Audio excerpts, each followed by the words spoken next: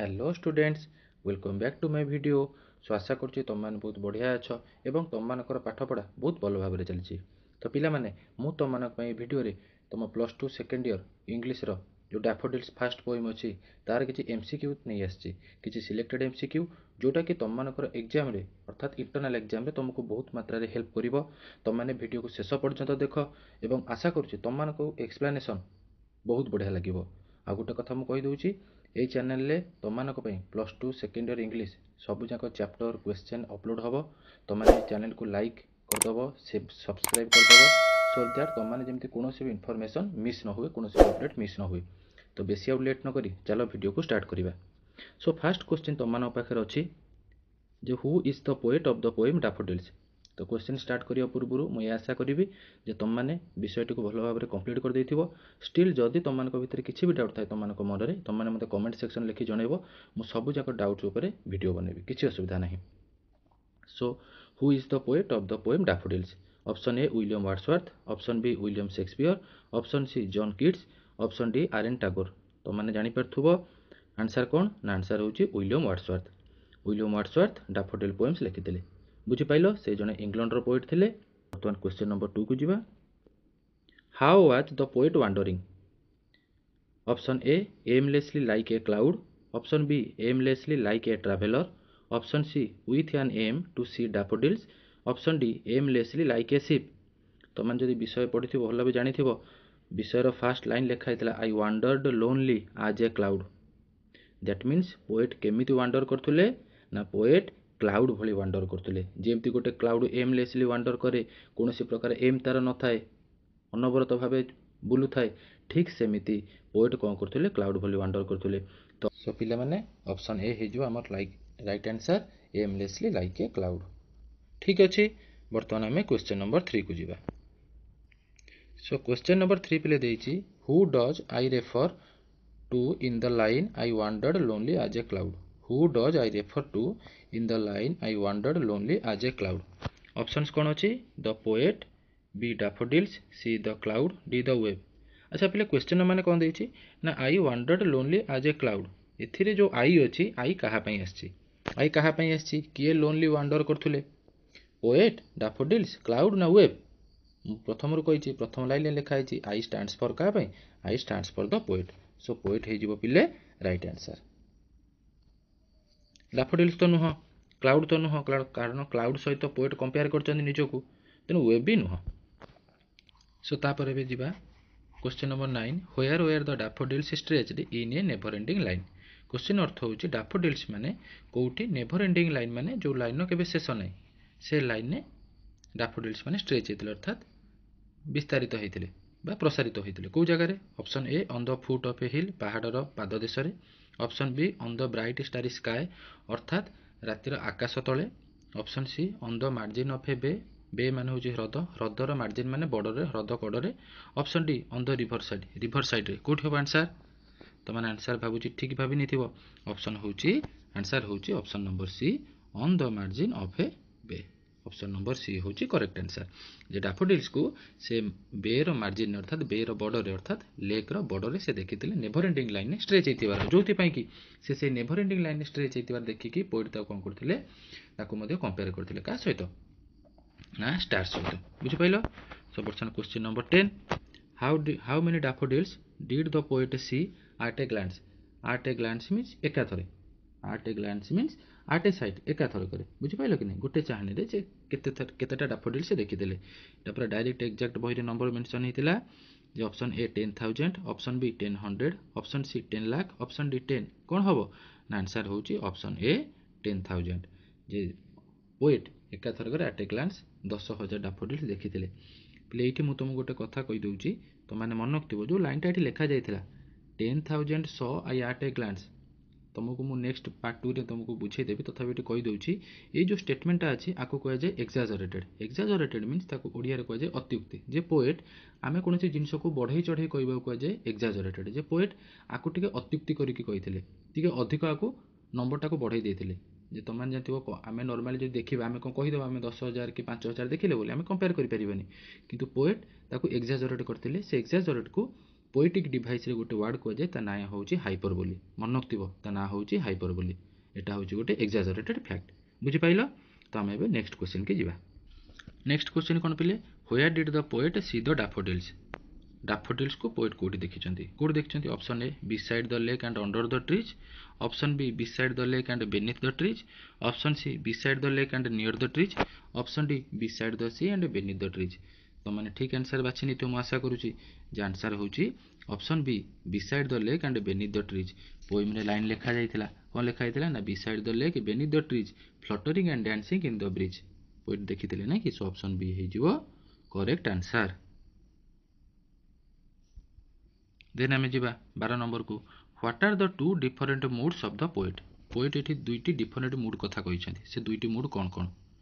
option A vacant and pensive option B pensive and aimless option C seclusion and blissful option D loneliness and happy तो कौन हम बही तुम पढ़ी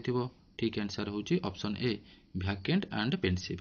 अच्छा ऑप्शन बी सी डी कहीं हम कथा भी कही दूसरी देख ऑप्शन बी रे पेंसिव अच्छी किंतु एमलेस कथा से कही ना सी aimlessly बुलूले but aimless Takar mood थिला बोली बही रे लिखा जाई नाही जो लाइनटा लिखा जाइए से लाइनटा कौन लिखा जाइए J for often when on my couch I lie in vacant और इन पेंसिव मूड तेणु एमलेस कथा से कह जाए सहित पेंसिव रे जो वैकेंट माने मध्य पिले एमलेस नुह तेणु एमलेस को आम बी की बाछिबानी सी कौन सी हूँ सेक्लूजन मीन सेपरेटेड एकुटिया लोनली एंड ब्लिसफुल मीन आनंददायक से कथा मन से लिखी ना से दुटा मूड कथा भी कही ना ऑप्शन डी हूँ लोनलीनेस एंड हैप्पी सी भी आंसर नुह सो ऑप्शन ए हूँ आम राइट आंसर बुझिपाल सो बर्तमान आम क्वेश्चन नंबर 13 को जीवा सो क्वेश्चन नंबर 13 कौन कहूँ when does the poet remember the sight of the dancing daffodil जे पोएट केतेबेले से डांसिंग डैफोडिल साइट माने दृश्य को मन पकईछंती केतेबेले option A when lying in a happy mood जेतेबेले हैप्पी मूड रे से लाइंग माने पड़ी रहिछंती बा सोई रहिछंती option B when in vacant और पेंसिव मूड जेतेबेले से वैकेंट बा पेंसिव मूड रे अछंती वैकेंट माने तमे जानिथिबो वैकेंट माने होची फ्री फ्रॉम थॉट चिंतारू मुक्ति रहिबा पेंसिव माने हला थॉटफुल चिंताशील जेतेबेले हम अधिक चिंता करदंते सेटा हो जाए पेंसिव जेतेबेले माइंड हमर पूरा ब्लैंक थाए किछि चिंता ही न थाए सेतेबेले को जाए vacant option C when in happy mood जेतेबेले पूरा से खुशी मूड रे थांती option D when alone in happy mood जेतेबेले से एकुटिया खुशी मूड रे थांती तो कोटा हबा आंसर हे जिवो option B when in vacant और पेंसिव मूड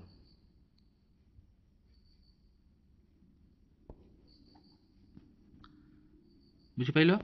तो बर्तमान में क्वेश्चन नंबर 14 को जीवा क्वेश्चन नंबर 14 कौन कहूँ what happens when the poet lies on his couch in A vacant और पेंसिव मूड देख से ऊपर देइथिला जे जेतेबेले से पोएट वैकेंट बा पेंसिव मूड रे काउच रे लाई करचंती लाई माने मु तुमको कहली पड़ी रहिबा अर्थ रे जेतेले से पड़ी रहिचंती बा विश्राम नबा अर्थ रे से केतेबेले कोन हेछि option A he writes the poem on the daffodils से डैफोडिल ऊपर कविता लिखि देइचंती option B the memory of the daffodils flashes upon his inward eye जे डैफोडिल मेमोरी गुडा ताको मन भितर उंकी मारिछि मन भितर पछत पटरे देखा देइछि option C he sees the daffodils growing in number in his inward eye से देखिचंती ताको इनवर्ड आई रे से देखिचंती जे डैफोडिल्स माने ग्रो करूचंती डैफोडिल्स मानकर संख्या बढ़ी जाउछि ना option D he gets lost in his thoughts से ताको चिंता भितर हजि जाइचंती कोटा हबो ठीक आंसर हे जिवो the memory of the daffodils flashes upon his inward आई जोटा कि ऑप्शन नंबर बी हे जिवो हमर करेक्ट आंसर तो बही पढ़िथिबो भलो भाबरे एटा बुझि परथुबो देन आमे जिबा question number 15 what does glee mean glee रो अर्थ कोन option A joy option B sadness option C happiness option D gloom देखो बिले ऑप्शन ए जॉय माने आनंद ऑप्शन बी सैडनेस माने दुखी सी हैप्पीनेस माने मध्य खुशी सैडनेस माने दुखी हैप्पीनेस माने खुशी डी ग्लूम माने मध्य दुखी अर्थ रे आमे नै परिबा एडी देखो पिले केही के तमे कहबो कि सर हैप्पीनेस हे परिबो किंतु जदि आमे देखिबा बही रे जो हमर ग्लोसरी रे देइची ग्ली अर्थ जॉय तनो आमे बही अकॉर्डिंग आमे को आंसर मारिबा joy that is option number A आशा करछि तमे क्वेश्चन 15 टी बहुत भलो भाबरे बुझी परथिबो जदि तम मानको मो कंटेंट भल लागुथा ना पिले ठीक सब्सक्राइब कर दियो एवं तमर सब सांग मानको सहित शेयर कर दियो चलो आमे बर्तमान नेक्स्ट क्वेश्चन डिस्कशन करिबा प्ले नेक्स्ट क्वेश्चन कौन देइछि 16 नंबर which of the following means moving to and fro अर्थात निम्न जो चारिटी सेंटेंस वर्ड देइछि ता भितरु कहार माने होछि moving to and fro means आगो आ पछकु मूव करिबा को जे टू एंड फ्रो कौन हबो to and fro option A dancing option B sprightly option C fluttering option D touching ପିଲେ ମନେ ପକାଇ ପାରିବ ମୁଁ ତୁମକୁ ପୂର୍ବରୁ ଏ କଥା କହିଥିଲି ତାର ମିନିଂ କ'ଣ କାହା ମାନେ moving to and fro option C fluttering ଫ୍ଲୋଟରିଂର ମିନିଂ ହେଉଛି moving to and fro then ଯିବା question number 17 what does the word inward eye refer to in the poem daffodils ଡାଫୋଡିଲ୍ସରେ ଯେଉଁ ଇନୱାର୍ଡ ଆଏ ଶବ୍ଦଟି ପୋଏମ୍ ୟୁଜ୍ କରିଛନ୍ତି ତାର ଅର୍ଥ କ'ଣ ଅପସନ୍ ଏ ଇନର ଆଏ ଅପସନ୍ ବି ମାଇଣ୍ଡସ୍ ଆଏ ଅପସନ୍ ସି ପୋଏଟ୍ସ ଆଏ option D non of the above କେଉଁଟା ହେବ ରାଇଟ୍ ଆନ୍ସର୍ ଇନର ଆଏ ମାନେ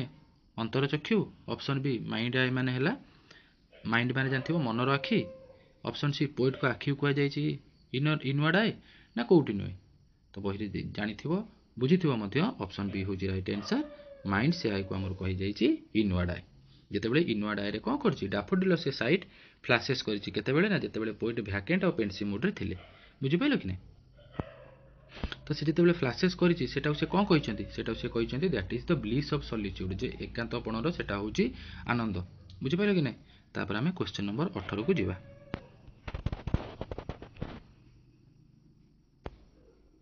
क्वेश्चन नंबर 18 पिले कौन कौची how did the daffodils surpass the waves जे डैफोडिल पिले जानिथिबो डैफोडिल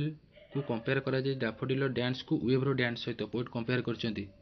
तो सेठी जेतेबेले से कंपेयर करचंती डैफोडिल डांस को वेव रो डांस सहित से कहउचंती डैफोडिल डांस ता ताको बेसी भल लागिछि आज कंपेयर टू वेव्स अपेक्षा डैफोडिल डांस ताको भल लागिछि तो कहि क्वेश्चन होउची जे डैफोडिल डांस ताको को क्वालिटी पई बेसी भल लागिछि कोथि पई option A in their cheerfulness and brightness सेमानकर चीयरफुलनेस और ब्राइटनेस जो option B in their sprightly dance option C with their shine and number option D in their beauty and joyfulness कोटा हम ठीक आंसर ऑप्शन ए हो ठीक answer जे daffodils माने ताकर cheerfulness और ब्राइटनेस जो वेव्स मान को डांस रे कौन कर सरपास करवा अर्थात अतिक्रम करवा बेसी भल लगी बुझीगला ऑप्शन ए हो right answer question number 19 with whom does the poet compare himself J poet एठी निजको कहा सह कंपेयर करछंती पिले पोएम रो फर्स्ट लाइन एटा लिखा जायछि मु तुमको आरंभ रो भी कहिछि I wandered lonely as a cloud जे पोएट कोन करछंती एज ए क्लाउड से कोन करथले वांडर करथले तो से का सहित कंपेयर करछंता माने ना पोएट निजको option A daffodil option B star option C cloud option D waves का सहित निश्चित भाव में ऑप्शन सी होछि क्लाउड पोएट निजको क्लाउड सहित कंपेयर करछंती तो पहले ये आउ गोटे कथा तुमको कहीदे जो लाइनटा लिखा जाए I wandered lonely as a cloud तो ये जो लाइनटा जदि आम पोएटिक डिवाइस की जावा मु तुम पार्ट 2 रे बुझेदेवी पोएटिक डिवाइस कौन तो सेटा को कहुव जो दुईटी जिन कंपेयर कराए आज लगे कि लाइक लगे कि तो ताको कहुए सिमिली मन रखिव पे कौन कहुए सिमिली SIMILE सिमिली मन रखिव पे बुझिपाल तो बर्तमान आम क्वेश्चन नंबर 20 की जावा एटा last question what does the poet mean by host when he says a host of golden daffodils poet poem रे लिखिछंती a host of golden daffodils word से यूज करिछंती बुझिपाइल कि नहीं when all at once I saw a crowd a host of golden daffodils तो ये host माने कौन option A one who entertains जी हमको एंटरटेन कराए option B a guest option C A large number option D A मेरी company पिले देख वन हु एंटरटेन्स सी हस्ट गोटे मीनिंग किंतु जदि आम डैफोडिल पोएम कंटेक्स्ट को जीवा ताले आम पाखे ठीक आंसर हो a large number that is option number C तापर क्वेश्चन नंबर 4 की जीवा with whom are the daffodils compared to in the line continuous as the stars that shine and twinkle in the Milky Way question माने होची